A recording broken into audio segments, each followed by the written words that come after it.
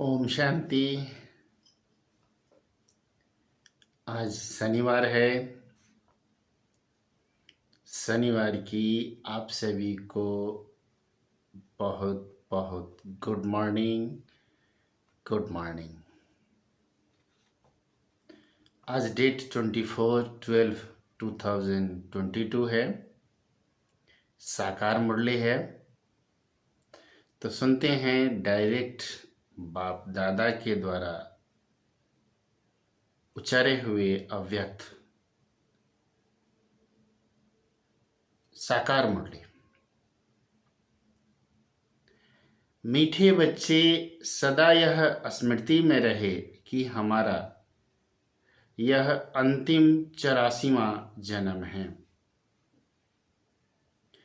अब वापिस घर जाना है, फिर अपने राज्य में आना है। प्रश्न है, बाप पक्का सौदागर है कैसे?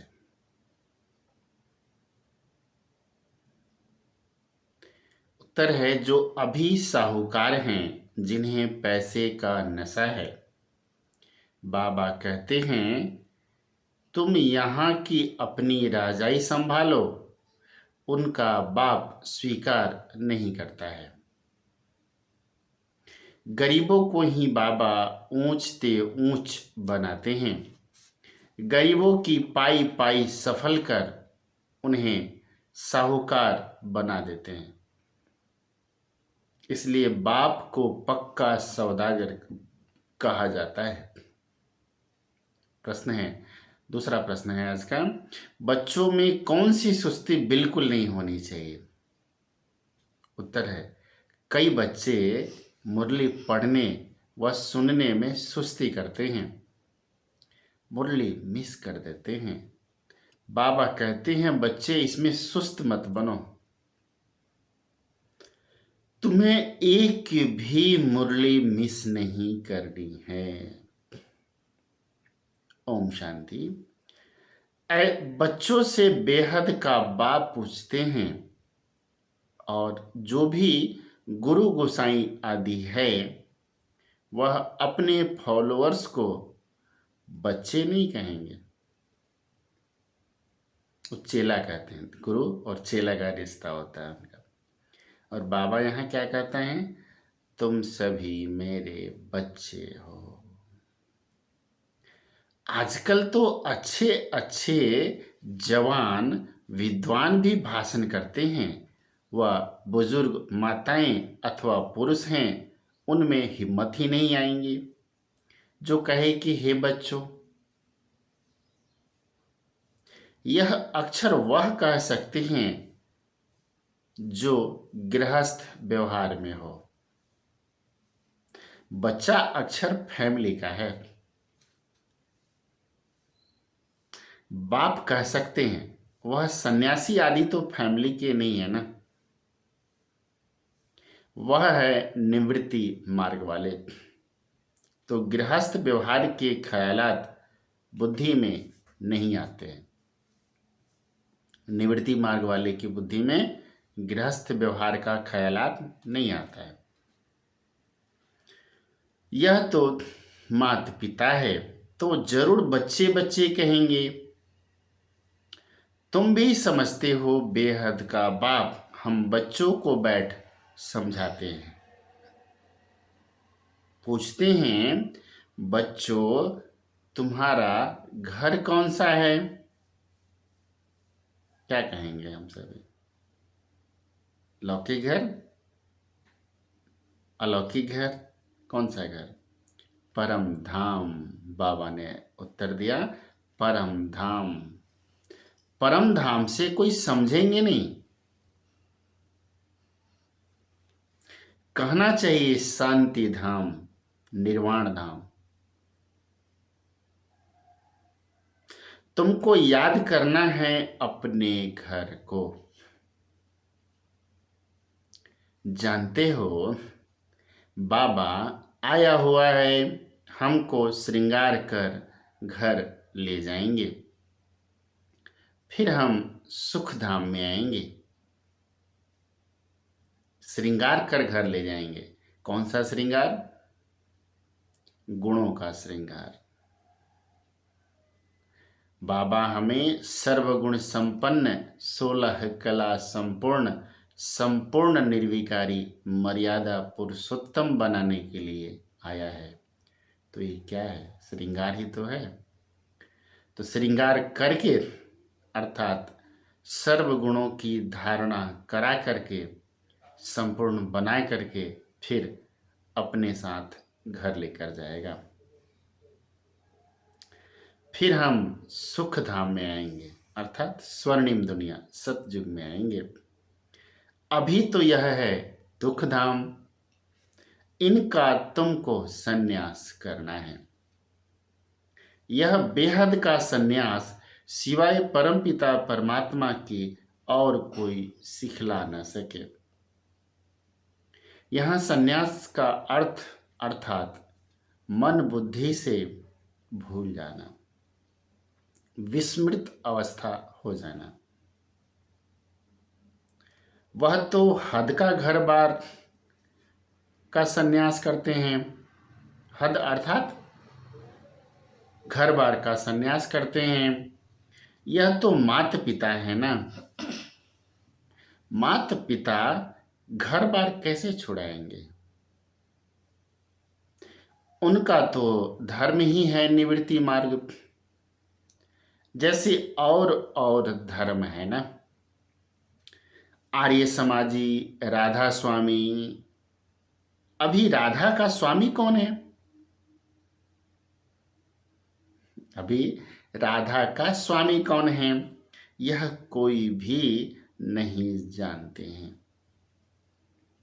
वास्तव में राधे कृष्ण तो प्रिंस प्रिंसेस हैं। आपस में दोनों सखा सखी ठहरे।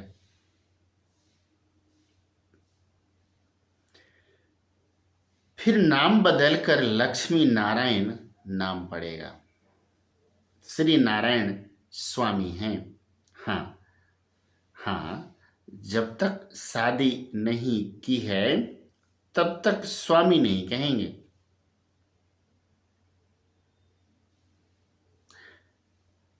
यह समझने की बातें हैं। बाप ने बच्चों से पूछा, अपना शांति धाम सुख धाम याद है? यह रावणपुरी दुख धाम है। पूरी रहने की होती है। रावणपुरी में राम सीता है नहीं। यूं तो तुम सब सीताएं हो। कैसे सीताएं हैं? हम सभी आत्माएं मस्तक भ्रिकुटी के बीच विराजमान आत्माएं सब शिव साजन की सजनियां हैं। शिव राम की सीताएं हैं। इसलिए बाबा हमको संज्ञा देता है, रावणपुरी में राम सीता है नहीं, यूं तो तुम सब सीताएं हो। और बाप कहते हैं, क्या कहा होगा बाबा ने? मैं हूं राम, तुम सब सीताओं का राम। तो हम सभी सीताओं को अर्थात आत्माओं को राम से चिपट कर रहना चाहिए ना।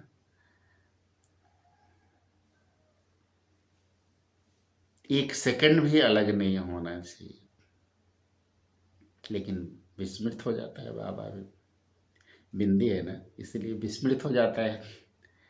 मुझे तुम सीताओं को रावण की जेल से छुड़ाना है। मुझे तुम सीताओं को रावण की जेल से छुड़ाना है। जो सारी दुनिया समुद्र के बीच में है, उन पर रावण का राज्य है। राम राज्य तो सतयुग में था, जिसमें लक्ष्मी नारायण राज्य करते थे। था भारत पर राज्य। उस समय पूरे विश्व को भारत ही नाम देते हैं, परंतु उस समय और कोई खंड न होने के कारण कहा जाता है यह भी विश्व के मालिक थे। हैं भारत के मालिक, और कोई खंडों का नाम निशान नहीं रहता है वहां पे। तो सारी दुनिया के मालिक ठहरे ना, और वहां तुम्हारा मीठे पानी पर राज्य चलता है। तो यह तुम बच्चों की बुद्धि में रहना चाहिए कि अब नाटक पूरा हुआ, अभी वापस घर जाना है। हमने 84 का चक्र लगाया है। मनुष्यों की बुद्धि में कुछ नहीं आता, ऐसे ही सुनी सुनाई बात कह देते हैं। तुम जानते हो हम 84 का चक्र लगाकर आए हैं, अभी हमको वापस जाना है, फिर नए सिर चक्र शुरू होगा। जैसे घड़ी की सुई टिक टिक करके घूमती रहती है, एक 24 घंटा पूरा होता है, फिर से 12 घंटे पूरे होते हैं, फिर से वही टिक टिक टिक टिक चालू हो जाती है। घड़ी की सुई की तरह सृष्टि चक्र भी घूमता रहता है। यह सब बातें तुम बच्चों को ही समझाई जाती हैं, परंतु कितनी बातें बच्चे भूल जाते हैं। धारणा न होने के कारण फिर वह खुशी का पाड़ा नहीं चढ़ सकता। हमारा यह 84वां अंतिम जन्म है, फिर हम अपने घर जाएंगे। जब तक पवित्र नहीं बने हैं तब तक कोई वापस नहीं जा सकते। जन्म लेना ही है। जो तुम पहले पहले थे अब पिछाड़ी में हो। सब धर्म वाले अभी अंत में भिन्न नाम रूप देश काल में हैं। गुरु नानक जिसने सिख धर्म स्थापन किया, उसकी आत्मा कहाँ है? यहाँ ही भिन्न नाम रूप से है, भिन्न नाम रूप में है। सबको पूरा पार्ट बजाना ही है। अभी तुम पुरुषार्थ कर रहे हो नई दुनिया में जाने के लिए। पिछाड़ी में सबको हिसाब किताब चुकतू कर फिर जाना है। गुरु नानक की आत्मा फिर अपने समय पर आएंगी। सतयुग त्रेता द्वापर में वह आ न सके, अलाउ ही नहीं है, लॉ ही नहीं है आने का।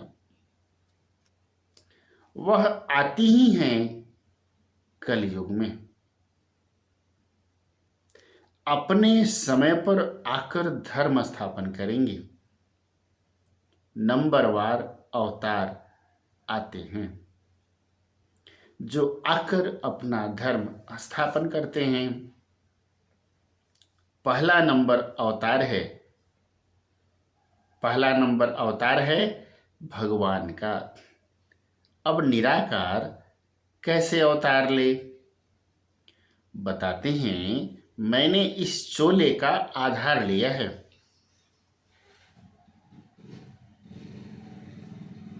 यह अपने जन्मों को नहीं जानते हैं। शरीर तो इनका है ना। गाया भी जाता है आए देश पराए, और सब अपने देश अपने शरीर में आते हैं। हाँ, धर्म स्थापक दूसरे के शरीर में आ सकते हैं। हाँ, धर्म स्थापक दूसरे के शरीर में आ सकते हैं, फिर उनका नाम होता है पवित्र आत्मा आकर प्रवेश करेंगी। जो पहली आत्मा है वह धर्म स्थापन नहीं करेंगे, जो आत्मा प्रवेश करेगी वही स्थापना करेगी। सितम आदि पहले वाली आत्मा सहन करती है।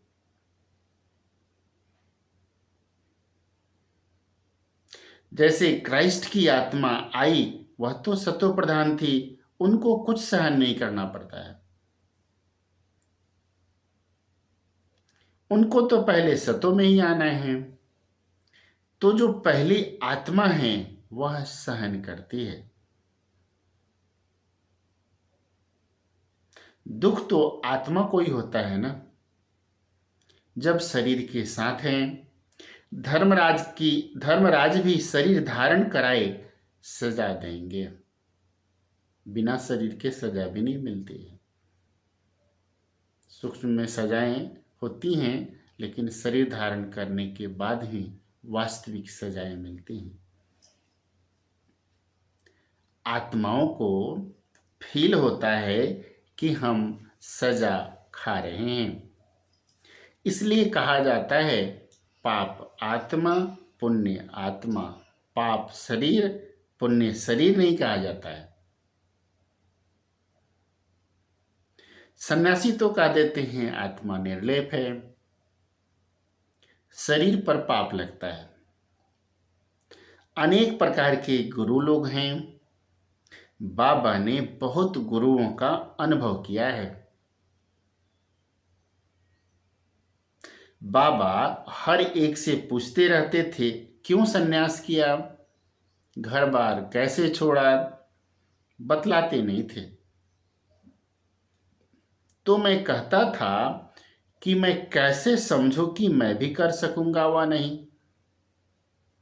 ऐसी ऐसी बातें बड़े सुरूर ने समझदारी से करते थे। अभी समझते हैं कि यह सारा जो मनुष्य सृष्टि रूपी झाड़ है, इनकी जर्जरीभूत अवस्था है। अभी फिर से नया शुरू होना है। प्रलय तो होती नहीं। शास्त्रों में महाप्रलय दिखाई है ना, वह तो होती नहीं। कहते हैं श्री कृष्ण सागर में पीपल के पत्ते पर आया। यह सब हैं गपोड़े। बाबा ने क्या कहा, ये सब हैं गपोड़े। बाप कहते हैं मैं तो आता हूं आदि सनातन देवी देवता धर्म की स्थापना करने। हमेशा पहले स्थापना फिर विनाश।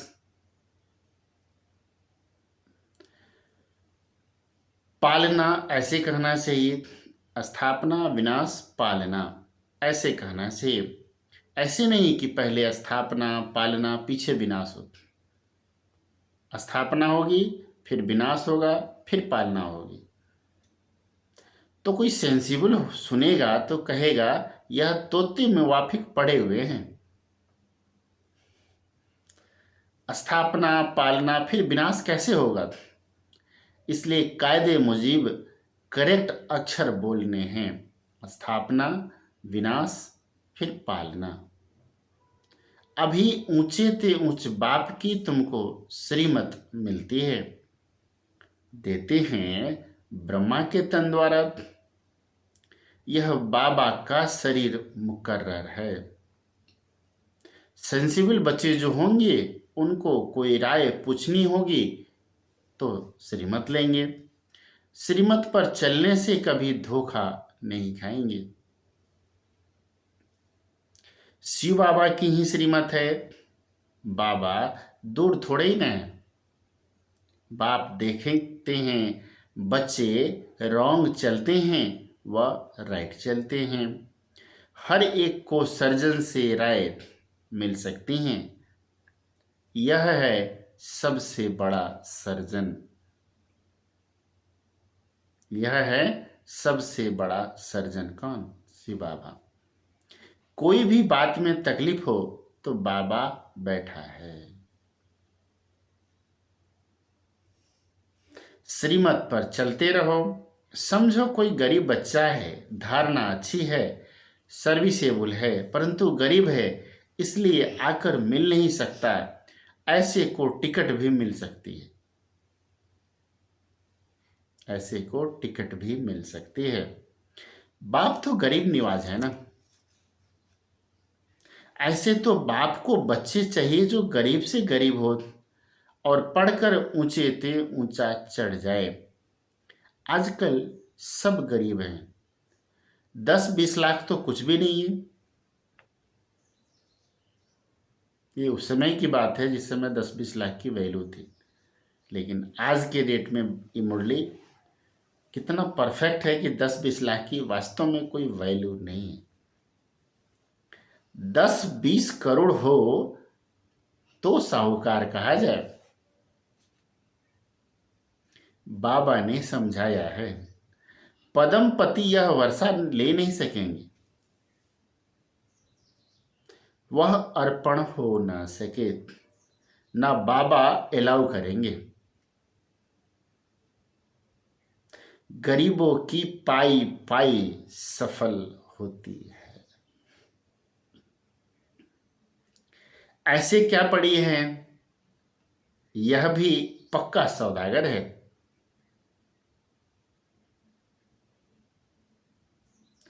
इसलिए साहूकार आते ही नहीं है। बाप कहते हैं तुम अपनी राजाई संभालते रहो, इस नरक की राजाई को संभालते रहो। अब तुम बच्चे जानते हो, बाबा आकर सब वेदों शास्त्रों का सार समझाते हैं।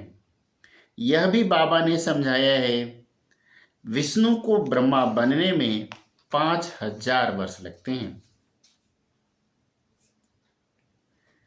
और ब्रह्मा से विष्णु को निकलने में 1 सेकंड। और कोई यह बातें समझ ना सके। बाबा कितना अच्छा हिसाब समझाते हैं। विष्णु की नाभि कमल से 84 जन्मों बाद अभी ब्रह्मा निकला है। अभी ब्रह्मा सरस्वती सो फिर लक्ष्मी नारायण बन जाते हैं। सूर्यवंशी बनेंगे फिर चंद्रवंशी बनेंगे। यह सारा चक्र बुद्धि में है। ब्रह्मा सो विष्णु सो ब्रह्मा, यह टॉपिक बहुत अच्छी है। सारे चक्र का राज इसमें आ जाता है। यह सब बातें सेंसिबल बच्चे अच्छी रीति धारण कर सकेंगे और पॉइंट्स लिखते करेक्ट करते रहेंगे। भाषण जब करते हैं, कोई को याद नहीं रहता तो कागज सामने रखते हैं। तुम बच्चों को ओरली समझाना है, पढ़ के नहीं समझाना है। बैरिस्टर लोग बहुत अभ्यास करते हैं, फिर दूसरा वकील आर्ग्यू करेंगे तो किताब खोलकर देखेंगे, फिर बोलेंगे जज साहब देखो फलानी बुक में यह लिखा हुआ है। बाबा सर्जन भी है, अभी वकालत की पढ़ाई भी करा रहा है। फलानी बुक में यह लिखा हुआ है। उन्हों के पास पॉइंट्स बहुत रहती हैं। इंजीनियर की भी बुद्धि चलती रहती है। तो हमको ऐसे ऐसे प्लान्स बनाने हैं, तुमको भी विचार चलाना है, टॉपिक की लिस्ट बनानी चाहिए, इस पर यह पॉइंट्स समझाएंगे, फिर सारी नॉलेज बुद्धि में आ जाएगी। फिर एक्यूरेट भाषण करेंगे। अचानक भाषण करेंगे तो गड़बड़ होंगी, अचानक भाषण करेंगे तो गड़बड़ होंगी। यह भी नंबरवार प्रैक्टिस है। तब तो जो तीखे हैं उनको बुलाते हैं, आकर भाषण करो। समझते हैं यह बड़ी बहन है, भाइयों में जगदीश होशियार है, तो कहेंगे यह बड़ा भाई है, तो फिर रिगार्ड पूरा रखना चाहिए। फिर बड़े बड़े का काम है छोटों को सिखाना। स्कूल में मैनर्स भी सिखलाते हैं, इसमें भी मैनर्स अच्छे चाहिए। दैवी गुण धारण करने हैं। मूडी नहीं बनना है, मूडी नहीं बनना है। कभी मीठा कभी कैसा, वह फिर सर्विस नहीं कर सकते। बहुत मीठा बनना चाहिए। बहुत प्यार से किसको समझाना है, तब अच्छा पद मिल सकता है। सभी को राजी करना है, यह तो जानते हो बाबा आकर सभी मनुष्य मात्र को खुश करते हैं। सर्व के सद्गति दाता, सर्व को सुख शांति देने वाला है। प्रेम का सागर सुख का सागर है। तुम्हारा बाप है तो बाप जैसा मीठा बनना पड़े ना। तुम कल्प कल्प बाप का सो निकालते हो। शिव शक्ति पांडव सेना, तुम स्वर्ग की स्थापना करते हो। टाइम लगता है, जब तक आसुरी गुण बदल दैवी गुण बदले बन जाए। आत्मा पर जो जंक लगी चढ़ी हुई है, वह कैसे निकलेंगी? योग बल से। जितना बाबा की याद में रहेंगे, उतना कट उतरती जाएंगे। बच्चों को मुरली एक भी मिस नहीं करनी चाहिए। बहुत बच्चे सुस्त हैं जो कभी मुरली भी नहीं पढ़ते हैं। मुरली में बहुत अच्छी अच्छी पॉइंट्स निकलती है, तो कभी भी मुरली मिस नहीं होनी चाहिए। परंतु बाबा जानते हैं, अच्छे अच्छे बच्चे, अच्छे अच्छे बीके भी मुरली की परवाह नहीं करते हैं। समझते हैं हम होशियार हैं। अच्छा, मीठे मीठे सिकिल दे बच्चों प्रति माता पिता बाप दादा का याद प्यार और गुड मॉर्निंग। रूहानी बाप की रूहानी बच्चों को नमस्ते। हम रूहानी बच्चों की रूहानी माता पिता बाप दादा को याद प्यार, गुड मॉर्निंग और नमस्ते। नमस्ते बाबा, नमस्ते। धारणा के लिए मुख्य सार है। पहला पॉइंट, सभी को राजी करना है। मूडी दिमाग वाला नहीं बनना है। बहुत बहुत मीठा बनना है। अच्छे मैनर्स सीखने और सिखलाने हैं। हर कदम पर सुप्रीम सर्जन से राय लेनी है। श्रीमत पर चलते रहना है। सेंसिबल बन हर पॉइंट्स स्वयं में धारण करनी है। वरदान है आज का, त्रिकालदर्शी स्थिति में रह ड्रामा के हर समय के पार्ट को देखने वाले मास्टर नॉलेजफुल भव। त्रिकालदर्शी स्थिति में स्थित रह ड्रामा की हर समय के पार्ट को देखने वाले मास्टर नॉलेजफुल भव। त्रिकालदर्शी स्थिति में स्थित रहकर देखो कि हम क्या थे, क्या हैं और क्या होंगे। इस ड्रामा में हमारा विशेष पार्ट नुंदा हुआ है। इतना स्पष्ट अनुभव हो कि कल हम देवता थे और फिर कल बनने वाले हैं। हमें तीनों कालों की नॉलेज मिल गई है।